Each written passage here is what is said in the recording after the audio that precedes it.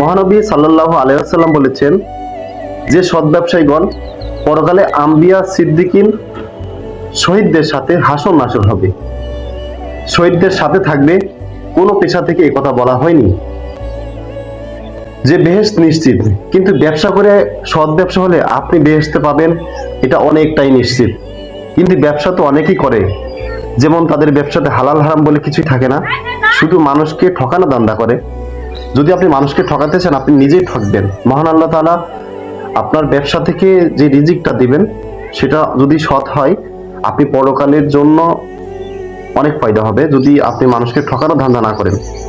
আর যদি মনে করেন যে আপনি মানুষকে ঠকাবেন, she is not sure of that, সৎ ব্যবসায়ী না হতে পারলে আপনি জীবনে কিছুই করতে পারবেন না। অবশ্য দুনিয়ায় কিছু করতে পারবেন, কিন্তু পরকাল বরবাদ। কিন্তু আপনি যদি পরকালে কিছু করতে চান, মহানবী সাল্লাল্লাহু আলাইহি ওয়াসাল্লাম বলেছেন ব্যবসা করতে, আপনি ব্যবসা করুন।